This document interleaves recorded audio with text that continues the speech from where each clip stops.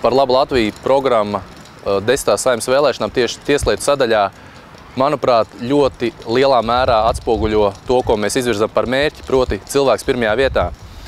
Ar to es gribu teikt, ka ir iekļauti vairāki konkrēti pasākumi, ne tikai tāds vispārīgs tēzes par to, kā mēs padarīsim tiesvedības procesus ātrākus, kā mēs padarīsim tiesvedības procesus lētākus vai atjaunosim taisnīgumu, kas, protams, ir tādas labas frāzes, bet kas bieži vien ir bez seguma. Mūsu gadījumā ir atšķirība tāda, ka mums ir konkrēti pasākumi, kā mēs šīs lietas arī ceram realizēt.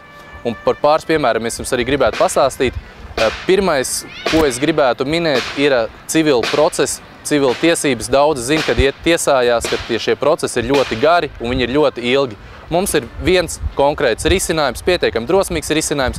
Mēs uzskatām, ka visas tās lietas, kurās nav strīdus, piemēram, laulības šķiršana un pārējās lietas, kurās nav strīdus, var atdot citām pie tiesu varas piedarošām personām, piemēram, notāriem, piemēram, tiesu izpildītājiem, un tādējādi iegūstot aptuveni trešdaļu tiesnešu laiku, tādējādi arī viņi varētu ātrāk izskatīt visas pārējās lietas, kurās patiešām ir strīds pēc būtības.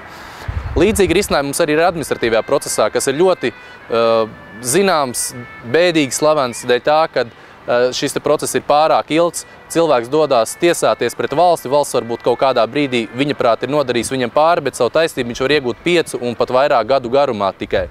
Mēs uzskatām, ka ir vairākas tieslietu kategorijas, kuras varētu izņemt ārā no administratīvā procesa tajā ziņā, ka atstāt viņām tikai vienu instanci, kurā var sūdzēties. Tas arī ļautu ļoti ierobežot šo tiesāšanos, bieži vien bezjēdzīgu tiesāšanos par tādiem mazākumiem pārkāpumiem, un savukārt lietas, kurās tiešām katram individam, kuram ir kaut kāda problēma bijusi pēc būtības, viņš varētu tiesāties un saņemt šo atbildi ātrāk pēc būtības. Tāpatās mēs uzskatām, ka vajadzētu beigt šķiest naudu tādām lietām, kā piemēram Latvijas vēstnes iespiest drukātā formātā. Mēs uzskatām, ka ir nepieciešama elektroniskā publikācija. Jebkurš cilvēks var aiziet internetā un izprintēt šo publikāciju no interneta, un tādējādi tikt ietaupītu valsts nauda, nebūtu jāizdod bezjēdzīgas avīzes. Tāpatās mums liekas, ka tiesnešiem vajadzētu celt savu kvalifikāciju. Nevar būt tā, ka tiesneši reizē, kad viņi nodod zvērestu, kad būtībā uz visiem laikiem viņi ir pilnīgi neaizskarami. Nē, mūsuprāt, viņiem ir ik pa brīdim arī savu zināšanas ir jāatjauno, lai viņi varētu liederīgāk tās izmantot tieši konkrētajos tiesas procesos un tādējādi palīdzēt cilvēkam, kurš ir atnācis un vēlas izšķirt savu strīdu tiešām pēc būtības, un tas viņam ir ļoti svarīgs. Es domāju, ka visi šie pasākumi nav tikai vārdi.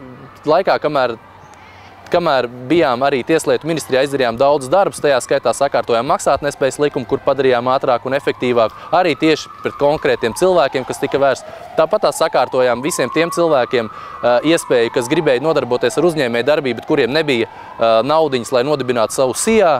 Tātad ir šis mikro SIA modelis, kuru juridisko daļu izstrādāja Tieslietu ministrija mūsu laikā.